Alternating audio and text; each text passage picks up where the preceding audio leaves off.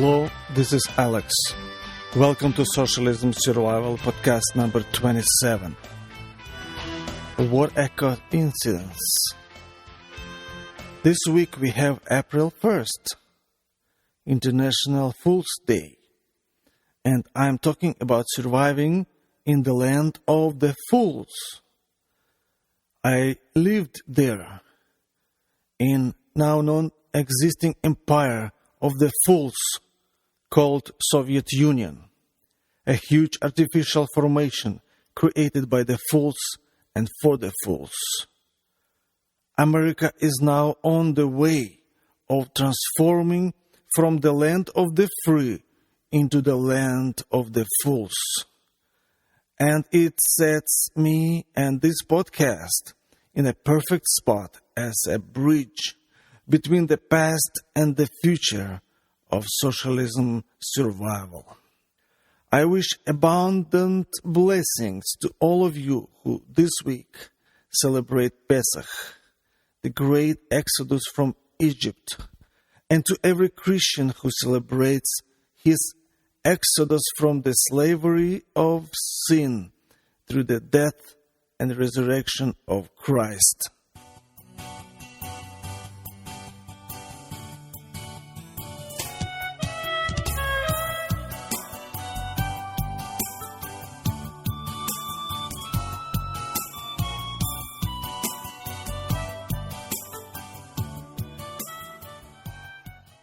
Psychiatrist was old atheist, an agent of psychopolitics. While interviewing me, he had the answers for all his questions to me about God, faith, Bible. My attempts to answer were met with anger and hate. Who was I, standing in front of him, with hands and legs locked in chains? What argument could I present when he, almighty screw from the repressive machine in the land of the fools, was deciding my fate? His point was simple. I was in his hands, therefore he was right. And if he declares that there is no God, then God simply must accept his own non-existence. I think real doctor would quickly decide who was mentally ill in that office. But there was no real doctor around to make that decision. All those who didn't belong to psychopolitical machine were fired, eliminated, or converted into patients. Penalty was too big for unfaithfulness to the regime. If the half of Lenin's Politburo members, who were considered political elite, didn't survive Stalin's repressions, who would keep the doctor that played his role poorly in that situation? When my fate was decided by the fool who played his role well, I thought, if a fool can pretend to be a doctor of psychiatry and survive on his job, then I, his patient, could pretend or play a fool in order to survive. Or maybe it was the only way to survive. Even the great Jewish king David played fool, mad or insane when he was in a survival mode. Here is what Bible says about David in first book of Samuel, chapter 21, verses 13 to 15. He altered his behavior in their presence, Since he was in their power, he pretended to be insane, making marks on the doors of the gate and letting his saliva run down his beard.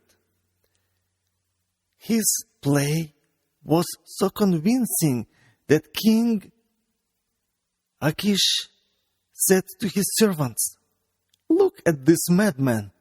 Why did you bring him to me? Do I have a shortage of fools that you have brought me this man to display his insanity in front of me? Should this man enter my house?" As the result, David escaped to the cave of Adullam. I also needed somehow to escape the place I was forced to stay in. But if my faith was already foolishness for the socialist world, did I have to pretend someone else other than true believer?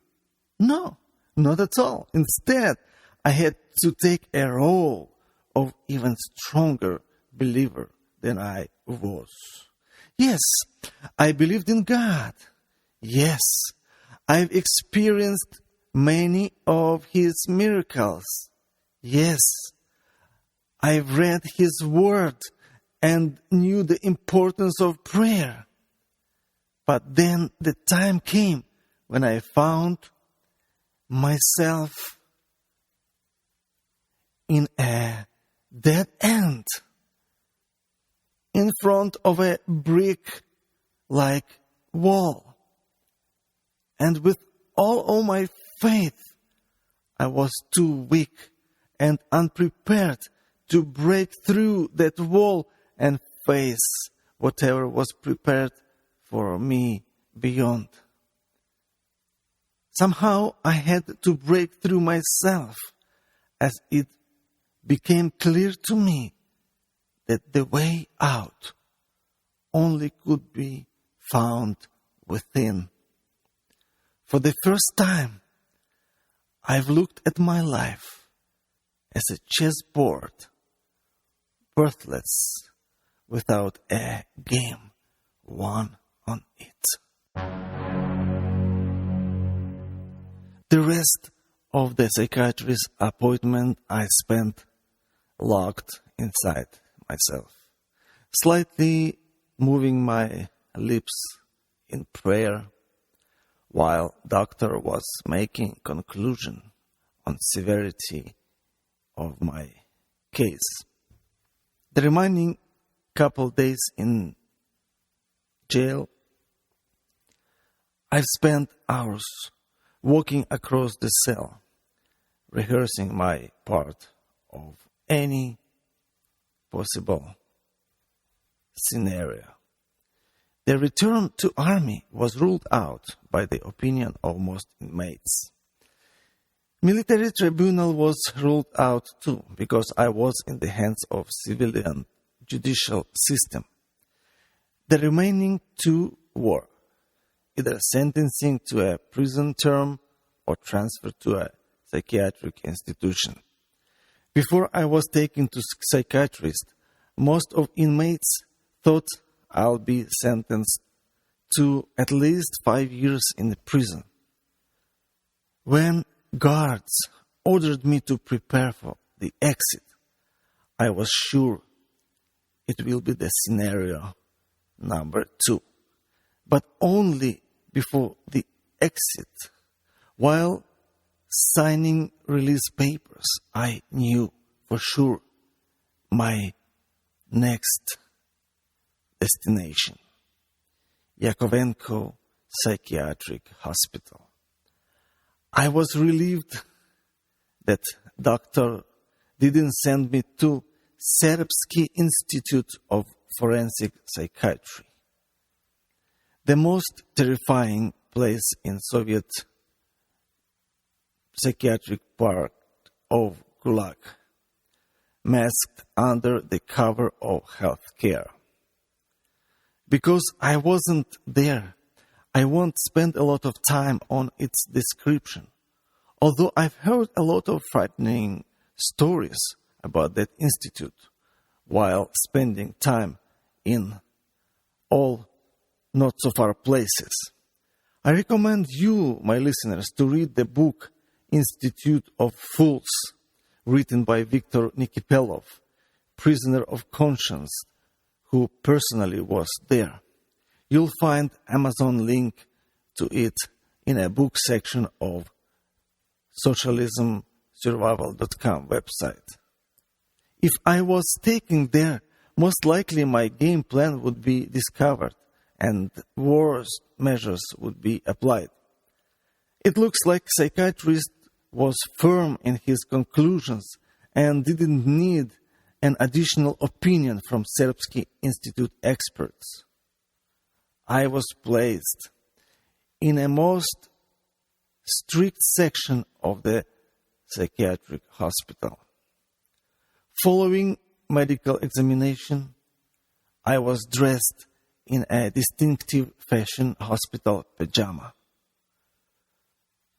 Whenever I was taken for various tests to different buildings, I was accompanied by very strong male nurse who watched my every step.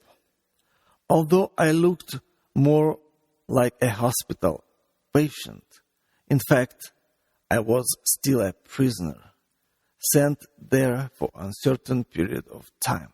Many prisoners of conscience were locked in such places for the rest of their lives. Of course, I didn't want to be their whole life, but what I wanted didn't matter anymore.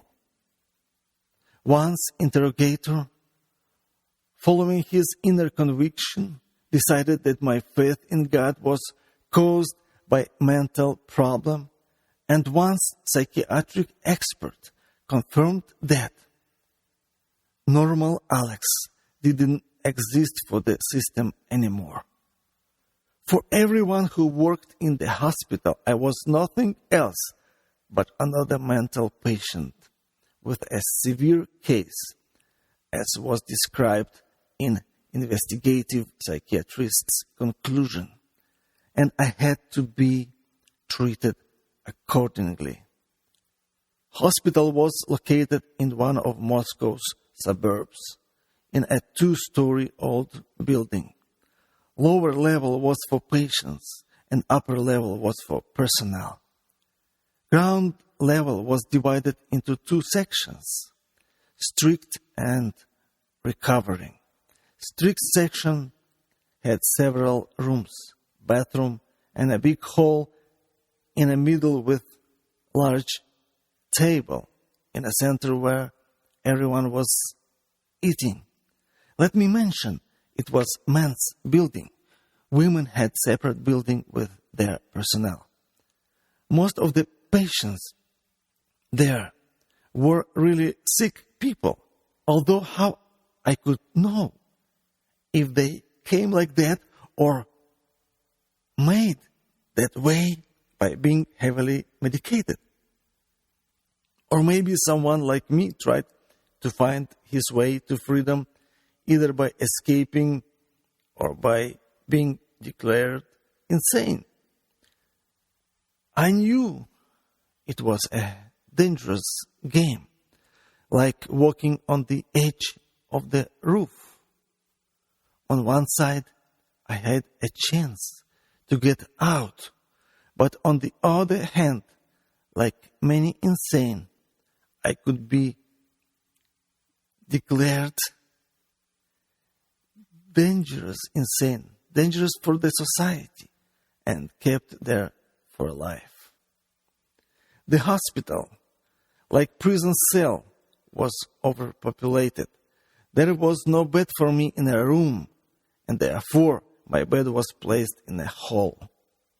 Couple patients, whom I would characterize as demon-possessed, were often walking back and forth across the hall, and when they were approaching my bed, I could feel the evil presence and the threat that was coming from them. During my time there, one of them even attacked me physically, hissing in my ear, "I hate you and your God." Later, he was even more medicated for his violent behavior. In few days after my arrival, I was taken to doctor's office. The doctor was very young doctor, maybe 6 or 8 years older than me, with accurately cut beard. At that time, I had similar facial hair.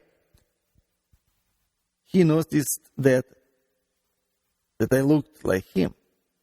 During the interview, he tried to be nice, but sometimes he acted neurotic.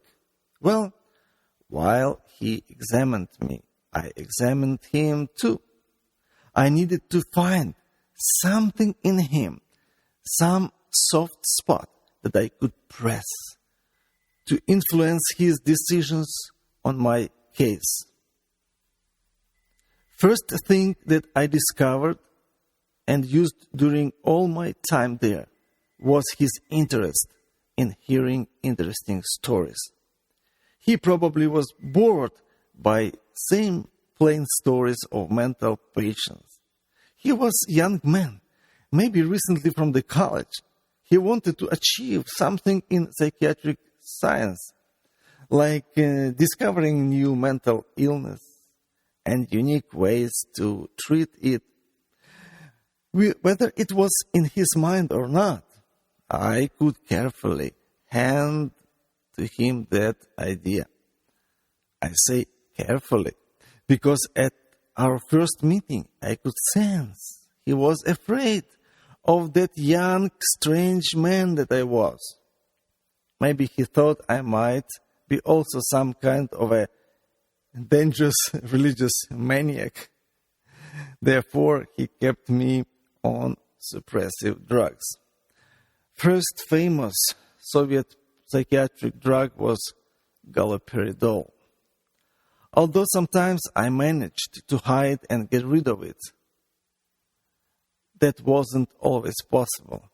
Also, I knew if they will find me cheating, they will force injections that I won't be able to escape. Galoperidol was used for my so-called healing only for the first few days. This medication caused my throat to swell. It happened so fast, I barely could get someone's attention because it blocked my vocal cords and I could not call out loud. Finally, they understood what happened and inserted a tube in my throat. After that, they gave me an antidote that quickly neutralized medicine's effect. Some drugs made me sleep for 2 or 3 days without interruption and without food or drinks. Or maybe I just didn't remember eating or drinking. I was in such a condition. It was extremely difficult, almost impossible to keep playing my role as I planned because some medicine temporarily turned me into vegetative state when I didn't realize who I was, where I was, what day, month, or time of the year it was.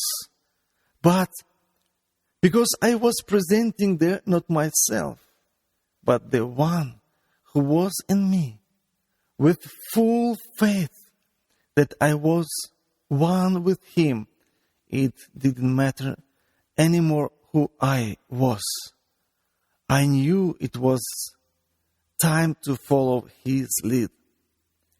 In spite of seemingly impossible situation, he helped me to finish my story and to bring doctor to the only satisfying conclusion that the best treatment for my unique mental illness I can get only by being with my family. There were times when I almost didn't have any hope. In times I thought that I was there for the rest of my life. I remember when spring was coming, patients from the recovering section were allowed to go out in the yard. Even surrounded with high walls, they still could breathe the fresh air, touch newly fresh grass that was appearing through the melting snow, and listen to the birds chirping in the trees. I didn't know if even ever again I'll be able to touch that green shoots and flowers. Sometimes I looked through the dirty windows into that yard and asked, God, can I have at least that? Well, the time came that I was finally moved into recovering section. After testing me for a few days, they finally allowed me to go out in the yard. I'll remember it forever as the happiest spring day of my life, when I crossed the threshold of the doorway that divided me from the yard.